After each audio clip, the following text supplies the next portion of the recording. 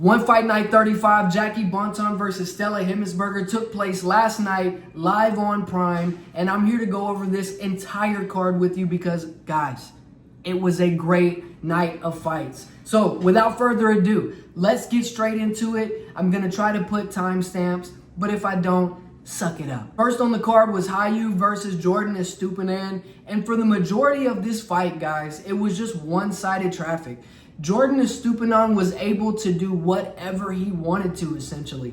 His boxing was crisper, he was faster, he just looked like the better fighter.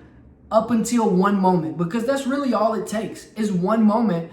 In the third round, Haou found a shot that put away Jordan. And the sequence in which he did was absolutely nuts. So he caught him with a big overhand left with like 2 minutes to go in the third round. He got back up, and then right after that, hit him with a big knee that dropped him for a second time. After he got dropped the second time, the judge stands him back up, and Haou storms across the ring, starts pouring it on Estupinon up against the ropes. The judge steps in and probably saves this kid's life because he was about to get dropped for the third time in that round. Moving up the card to our first MMA fight of the night, an atomweight MMA match between Marcina Aragon versus Natalie Saledo. Bell rings for round one, and Marcina Aragon marches across the ring, and I'm thinking, oh my God, Saledo's in trouble. It didn't take long for Aragon to show that she was more physical, to show that she was really ready to impose her will against Saledo. But Saledo is a technician at submissions, and she showed this in this fight. If you give her a limb, it's over with. With about 2 minutes to go in the first round, she grabs hold of an Americano, wrenches on that arm, and gets the submission shortly after the attempt. I mean, she really made it look easy. I was worried for her to begin the fight, but she is now 1-0 in one championship, and tough going for Marcina Aragon. She now falls to 1-3, maybe even 1-4 now. Moving up the card to one of my favorite performances of the night, Jojo taking on Zakaria El Jamari. It didn't take long for us to tell that Jojo was just on another level than Jamari. Jamari tried to act as if he was tough, as if he wanted Jojo to pour more punishment onto him, making faces like, oh, that doesn't affect me, and bring it on. But he couldn't take it. Jojo got Jamari up against the ropes and punished him for probably a minute straight before the referee stepped in and probably saved Jamari's life. A really impressive performance from Jojo, and this is a common theme that we'll see throughout this fight. Super Bonds guys had an awesome performance at One Fight Night 35. Now moving up the card to one of the most highly anticipated matches of the night, Adrian the Phenom Lee versus Tai Rotolo in his debut MMA fight. I love this one, but I also dislike it a lot. These were two guys, two very young guys that I felt were on their own trajectory and shouldn't have been brought together so soon because one's gotta lose. And in this case, it was Adrian Lee. Now, that's not to say that I don't believe that Adrian Lee will go on to have an amazing career, because I believe he will.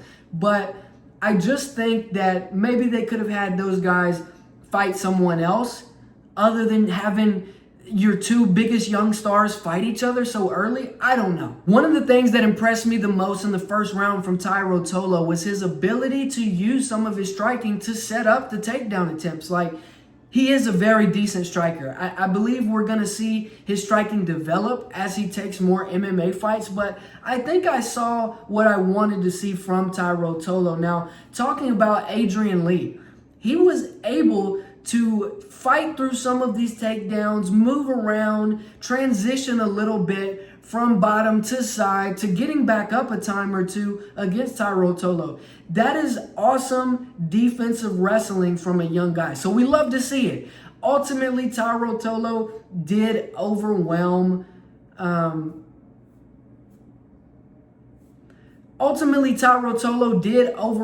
Lee later in the second round, was able to get Ultimately, Tai Rotolo was able to get the win against Lee. He overwhelmed him and was able to find the submission in the second round.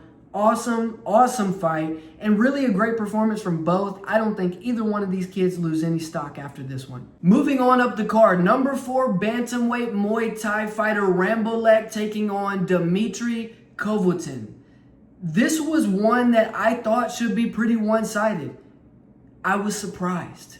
For the most part, it was all one-way traffic through 2 rounds for the Russian. And Rambo just looked a little lost out there. He just couldn't get his game plan going. His strikes weren't coming close. There was not enough kicks that were finding home. It wasn't good. And by all means, on paper, it looked like Dimitri was about to win this fight by decision until one moment late in the second round, Rambo finds a big overhand that sets Dimitri down. And he straight up didn't want to continue. And I say that with all respect. I understand that these fighters go through something that I could never imagine, but he didn't get knocked out. He got set down, and as he's looking up at Rambo, Rambo's telling him, come on, get back up. He made a decision right then and there that, nah, I think we'll try this again next time. Let's live to fight another day. Rambo gets the TKO, gets to keep his position, and at the end of the day, it's hard to be mad at a finish on a stage like this.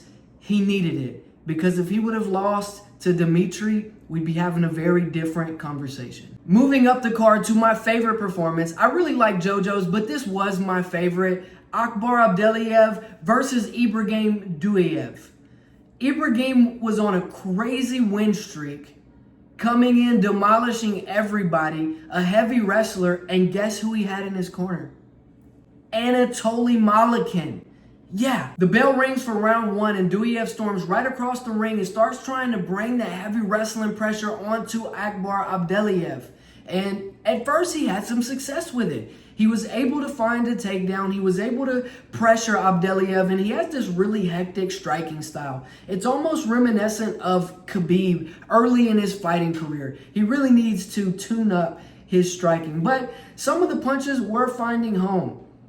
Akbar Abdelv was able to reverse every single dominant position that he was put in. I mean, it was so impressive. I've never seen anything quite like it. Now, there was a moment in round 3 when Akbar Abdelv was on top of Douayev, but there wasn't a lot going on, so the referee did stand him up, and oh my God, was that the worst thing that could happen for Ibrahim Douayev. Akbar throws up a head kick. The toes slap up against the face. Nothing too crazy, but it definitely hurt him. They go into a striking exchange. Douayev gets hit with the right hand, putting him down on the ground. Akbar Abdelv then finishes the job on the ground, landing ground and pound and knocking this guy out unconscious. I mean, it was so bad. It wasn't bad enough that he was already getting his will and spirit broken, but he got put away. And after they had cleaned him up in his corner, and they were calling out the winner, he was still visibly very busted up. I mean, this was a very one-sided fight. I will mention Akbar Abdelv did miss weight by a couple pounds, but he did say that that won't happen again, so we'll see. But my favorite performance on the card, this one, my friends, wasn't even close. Moving up the card to the co-main event of the evening, Kouyate versus Shadow. The first round was very mellow. It was very slow. Neither guy did anything that jumped off the page, but in the second round, Shadow threw a head kick that missed, but he had a spinning back fist loaded and ready to go, and he landed it. And I say this all the time. We just saw this a few weeks ago on One Friday Fights. Guys, this works. And this needs to translate over to the MMA world, over into the UFC, and all these organizations. If you miss a high kick, have that spinning back fist ready to go, because 9 times out of 10, the shot's there to be landed. I believe it was Gang Sangaleck that landed it on One Friday Fights the other day. But Shadow landed it here and put Kouyate down. He was unable to continue. He is now going to be ranked number 2 in this division, and I don't know who's next for Kouyate. I mean, I'm sure that's not how he wanted the fight to go, but here's the reality of the fight game. Sometimes it's your night, other times it's just not. And tonight was Shadow's night. Moving up to the main event, the fight that we've all been waiting for, the Women's Muay Thai Strawweight Championship between Jackie Bunyan and Stella Hemetsberger. This was a scrap for the ages, and if anyone says that women's fights are boring, I'm sorry, you're wrong. Cruise on over to One Championship and see how these ladies fight, because in no way, shape, or form was this one boring. It was straight fireworks. In the opening round, I could tell that Jackie Bunyan had a little sting on her punches. Like, she has some heat-seeking missiles in those fists. But Stella Hemetsberger, her frame, she's tall, she's strong, she's fast, she's got the high guard. Not a lot of punches are gonna get through. She's defensively responsible, and offensively, she's no dummy. As Stella would throw her high kicks, Jackie Bunyan would lean way back. And after the high kick would come back, she would come up and Stella would meet her with a straight, dropping Jackie Bunyan the exact same way in the first round twice. Now that is high fighting IQ from Stella Hemetsberger. As the fight went on, it was more of the same, just Stella Hemetsberger cutting off the ring, being able to get away as soon as Jackie was about to let off an attack. Stella would then throw a teep kick, or she would throw a body kick, or she would throw a jab out there. I mean, it was a close fight. It wasn't all one-sided. I think the thing that decided this fight was Stella dropping Jackie twice in the first round. It's hard to see it any different if you're a judge, because that was the biggest moments of the fight. And unfortunately, Jackie was just never able to really find the success that she needed to get this win. And it was a really special win for Stella. Her father had flew in from Austria.